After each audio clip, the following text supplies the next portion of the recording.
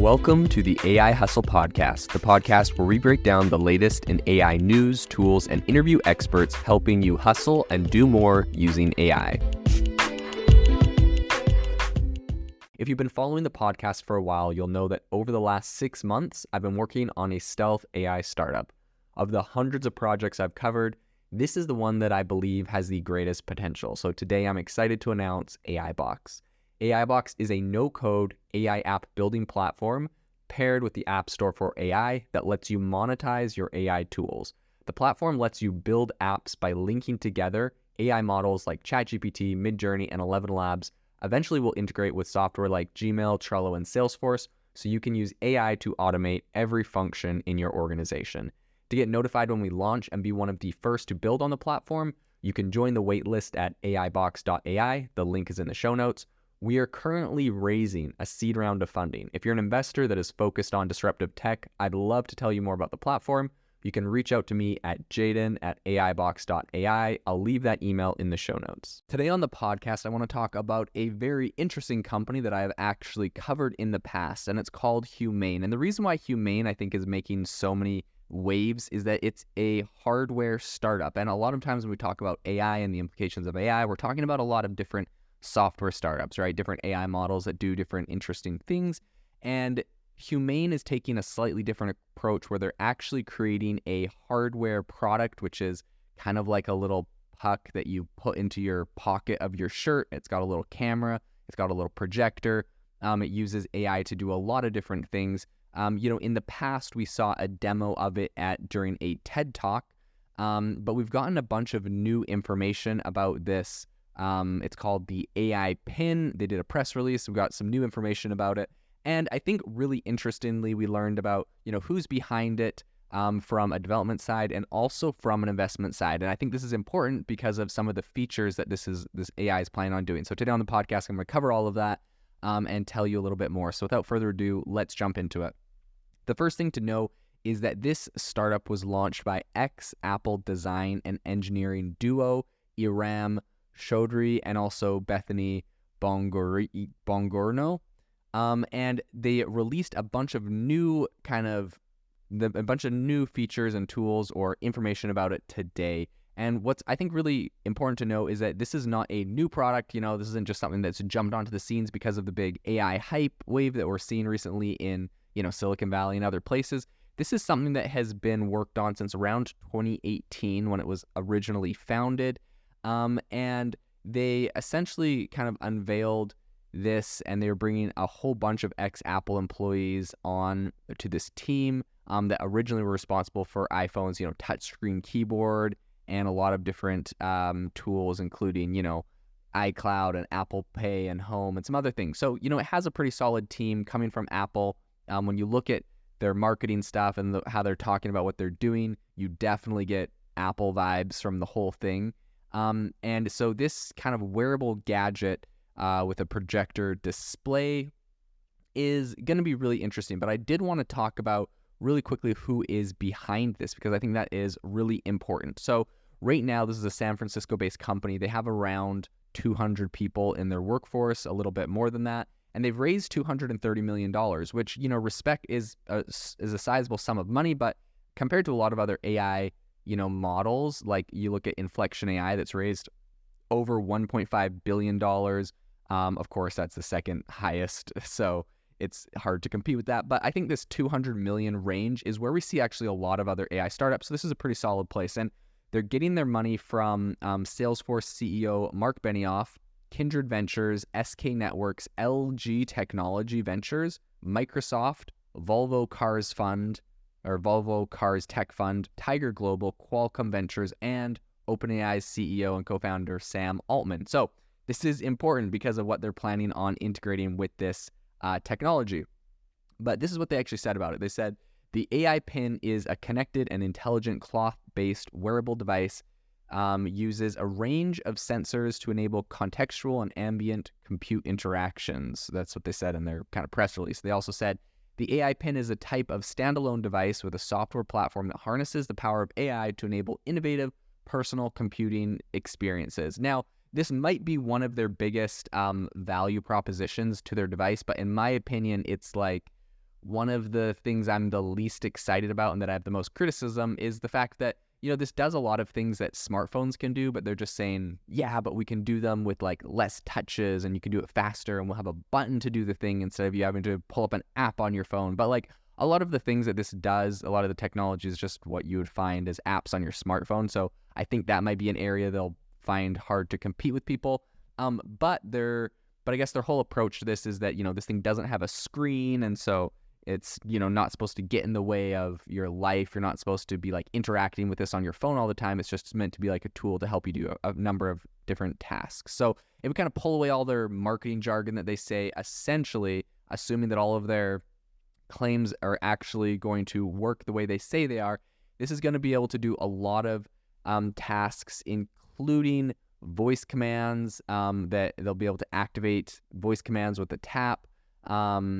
The AI pin is designed to clip onto your breast pocket of your shirt, and it can offer a summary of emails and, a summary of your calendar invites. It's going to be able to translate between different languages and answer and place phone calls. One feature that they've kind of teased, which again, I've seen other AI companies sort of working on this, is the ability for you to, talk in your native language, and then it will translate that for you to someone you're speaking to. But it doesn't just translate it, and use a random voice. It takes AI and it essentially clones your voice and allows you to talk in another language. This is actually something that we've recently seen out of 11 Labs, and 11 Labs does have an API. So while this was incredible technology when they announced this at their TED Talk earlier this year, this is now technology that almost anyone is going to be able to do essentially that feature using the API from 11 Labs. So I think I would love for them to be successful. It's kind of a cool idea and product, but the thing is, when you work with hardware, there's a lot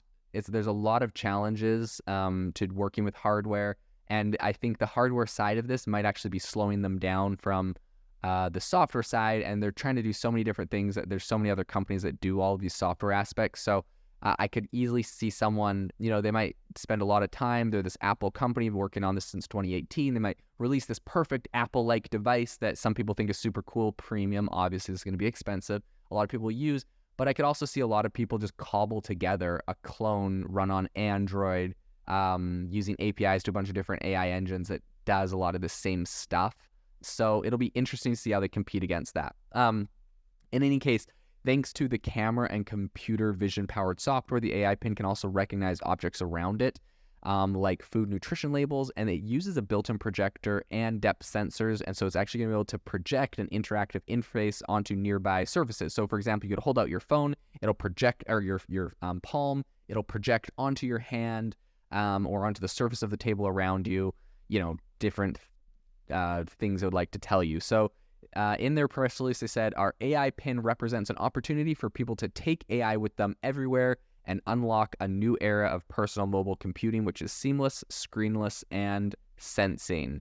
Humane also revealed that just recently that they're collaborating with Qualcomm. So this is, at the beginning we talked about all the people that invested in them. This is why those people invested in them, and this is the collaborations they're doing. So this is very interesting. They're actually collaborating with Qualcomm to develop the AI pin's internal hardware, there's an unnamed chip from Qualcomm's Snapdragon series that's going to power this device, and Humane's promising more info to come later in the year ahead of the device's launch. But this is really interesting. So they got Qualcomm to invest in them, and then Qualcomm is also helping to actually develop the chip that is going inside of this, which I think is obviously a great partnership. So it will also have, so according to the product manager, Ziad Asghar from Qualcomm, he's Qualcomm's SVP of product management, he said Humane's AI pin will deliver a superior AI experience with the advent of generative AI.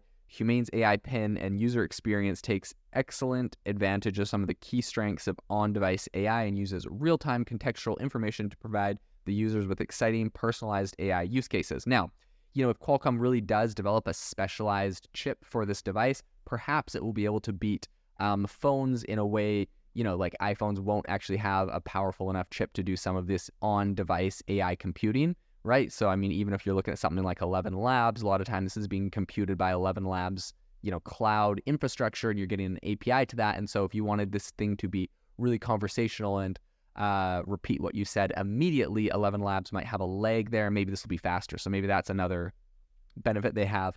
They've also announced partnerships with SK Network and Microsoft to bring its platforms and services to market. Microsoft's going to be supplying their cloud processing power, and SK Networks is going to be handling their distribution. They've also have a collaboration with OpenAI to integrate some of OpenAI's tech into their device, whatever form that ends up taking. I'm not 100% sure. And LG is also working with Humane on the research and development of this entire project, and for the next phase of its product lifecycle, as well as helping them adapt their tech to smart home devices, which is really interesting. Then, of course, they did get an investment from Volvo, and Volvo is teaming up with them to kind of collaborate on some potential automotive industry offerings, right? So perhaps they'll integrate this into different Volvo vehicles or other things, which I think will be very interesting. So Humane is definitely a company to watch. They have a very solid team. They have some very solid and serious backers. So I think they have a really high chance of being able to succeed given all of the resources and what they're building. But I do think they're definitely going to have to answer the question of how do they compete against APIs to standard software and just to all of the power and apps that we have on our phones today. If you are looking for an innovative and creative community of people using ChatGPT, you need to join our ChatGPT creators community. I'll drop a link in the description to this podcast. We'd love to see you there, where we share tips and tricks of what is working in ChatGPT. It's a lot easier than a podcast, as you can see screenshots, you can share and comment on things that are currently working. So if this sounds interesting to you, check out the link in the comment. We'd love to have you in the community. Thanks for tuning in to the AI Hustle podcast. If you could do us a massive favor, we would really, really appreciate it if you could leave us a review wherever you get your podcasts. This helps people find the podcast. It helps people know this is a good place to go. And we would really, really appreciate it, as it helps us continue to bring on incredible guests and share incredible content for you to listen to.